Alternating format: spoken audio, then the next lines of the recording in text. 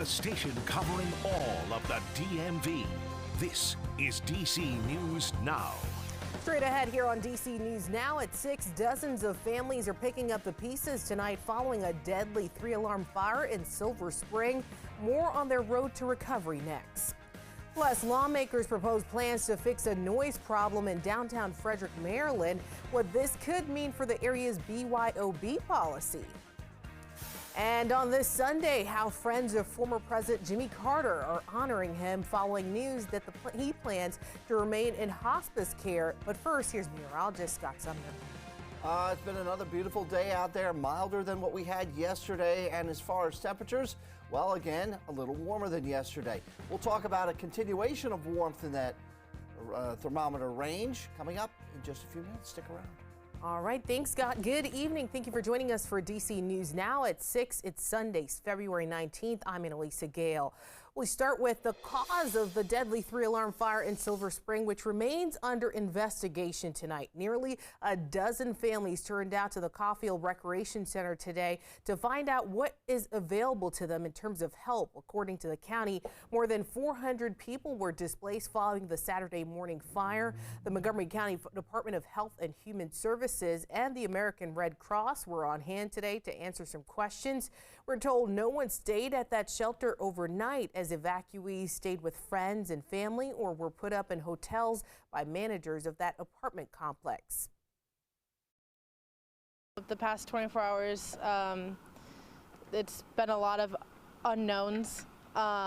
We've been couch surfing amongst friends, we're looking for a place to try and set some roots down just for temporary. I know that there's so many people that are hurting really bad right now and hitting rock bottom. So I know these resources, they mean a lot to us, but they mean a lot more to so many other people too. Now, in terms of the woman killed in that fire, she has not been identified. Montgomery County Fire and Rescue plans to share important information about building safety in high-rise buildings sometime this week. And right now, one man is dead after a fire tore through a home in Prince George's County, Maryland, early Sunday morning. Our Katie Ree has the very latest. The initial call for the fire here on Stonehill Drive came in at around 4 o'clock on Sunday morning. Fire officials say that by the time they got here, the 2-story house was completely engulfed in flames, leaving the only occupant in the home dead. 50 firefighters from Prince George's and Montgomery counties were called to a home in the Calverton neighborhood. Officials say the fire had burned through the roof and a majority of the home. The fire was knocked down in about 15 minutes. One man was found dead inside of the home, and firefighters canvassed the neighborhood to speak with neighbors about fire safety. The cause of the fire has not yet been determined, and the Office of the Fire Marshal of Prince George's County is leading that investigation.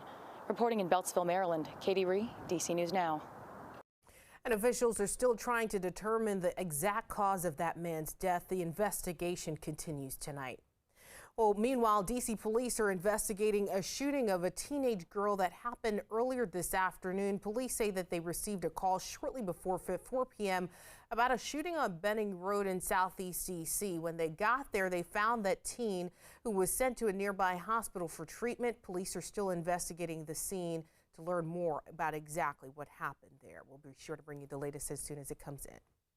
Well, could a bill in the Maryland General Assembly help resolve a noise problem in downtown Frederick, Maryland?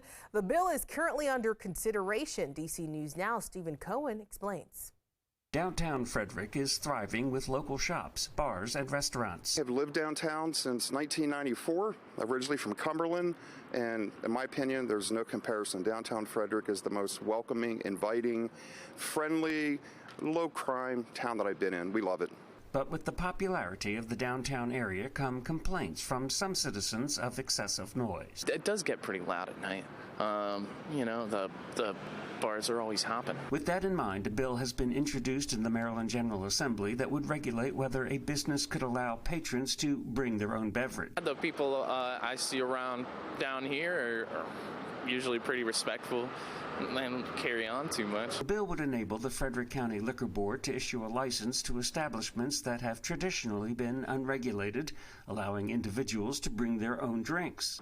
If they legalize it, or if ordinances change and they permit that, it could be a problem. So it'd have to be monitored by the appropriate officials, legal department, Police Department. Frederick Police and the County Liquor Board have expressed a desire to have stricter regulations in place.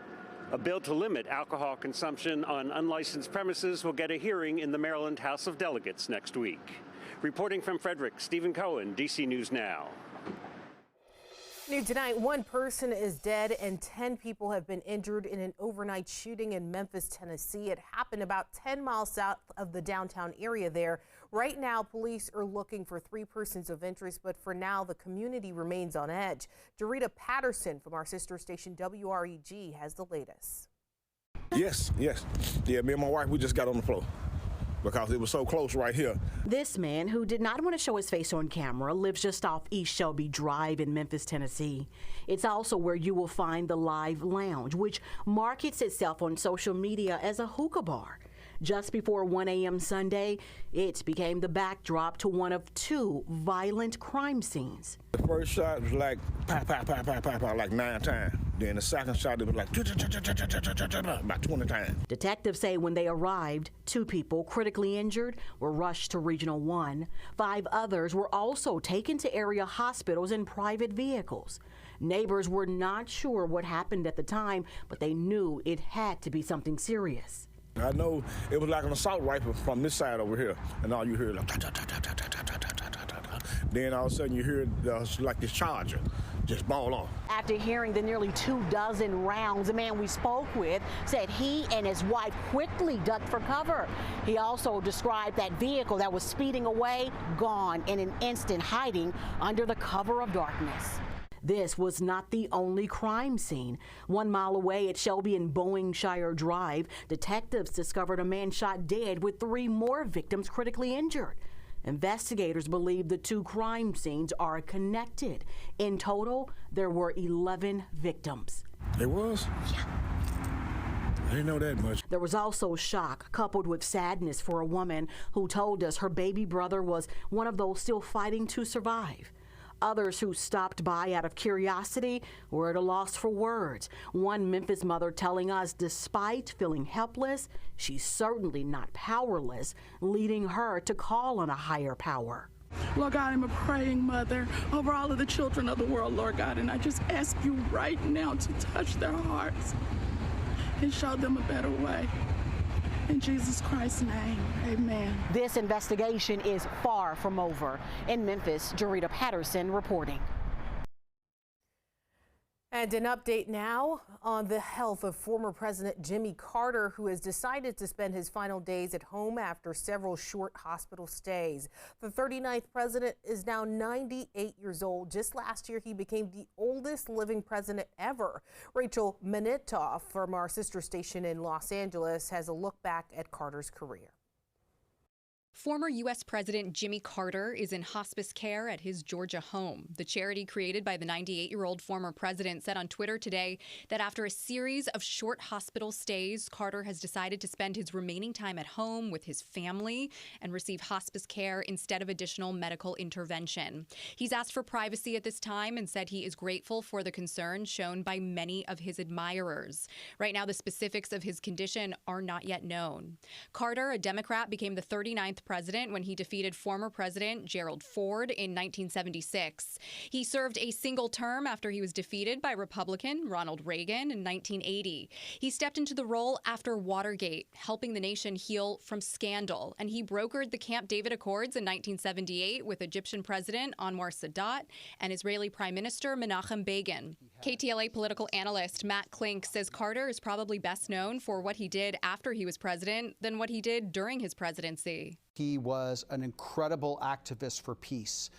He was invited around the world to monitor elections and make sure they were held up to democratic standards in countries around the world. The former president founded the Carter Center along with his wife, Rosalind, with a mission to advance world peace and health. He also volunteered for Habitat for Humanity. This has been especially good for me this week because I had bumped my head and I still came and were able to join all of you and doing a very wonderful thing. For all of his efforts, Carter took home the Nobel Peace Prize in 2002. This is a man who has accomplished so many incredible things in his life. His family deserves the few remaining days or weeks that they have with him.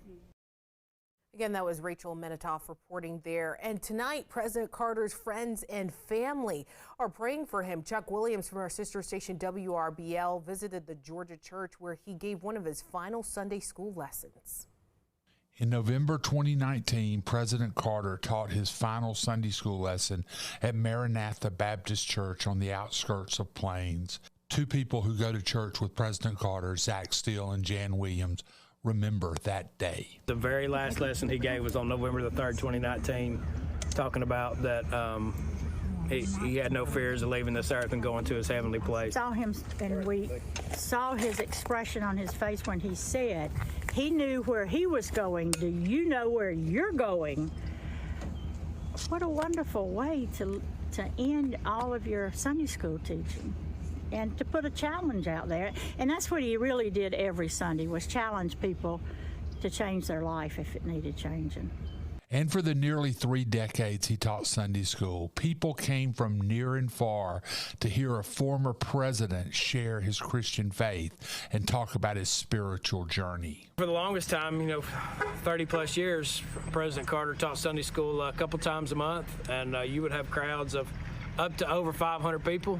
We had people from hundreds of different countries over time that came and visited, but if you weren't here on Friday night, or early Saturday morning, there was a good chance you weren't getting a seat on Sunday. And what President Carter and the Maranatha family were doing was mission work. There were so many people who came to this church, and the first thing they said when they got here was, "This is the first time I have ever been to church." So we had a one-time witness to many people. We were a mission field. He was a great teacher. No matter whether he said it, people saw how he lived it. And that was so very important in this time of the world that we live in. Right now, the people at Maranatha are praying for their friend, Mr. Jimmy. And, he's a president, but to me, he's a friend. And to a lot of us here, he's just a fellow churchgoer that sits on the same pews. And we've had the opportunity to listen to Sunday schools from him and meet a lot of people from all over the world just because of President Carter and his influence here in the church as well. Reporting from Plains, Chuck Williams, WRBL News 3. Thanks, Scott. Well, today the sun was out just in time for those Sunday services, if people were out there for those services for sure. Yeah, and the sun is, the sky is not covered and shrouded in clouds just yet. We will be seeing a little bit more in the way of cloud coverage overnight. And as you can see here, the U.S.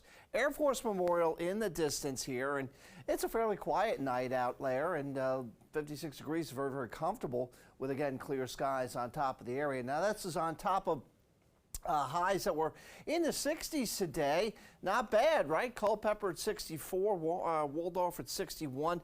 53, though, at Annapolis, 59, Lexington Park near the water, a little bit cooler there, but even inland temperatures this afternoon, 60 and 62 degrees. And that's after a start where you were in the 20s and 30s. So it was very chilly out there early this morning in your cities and towns, wherever you were living this morning and are still living there as well.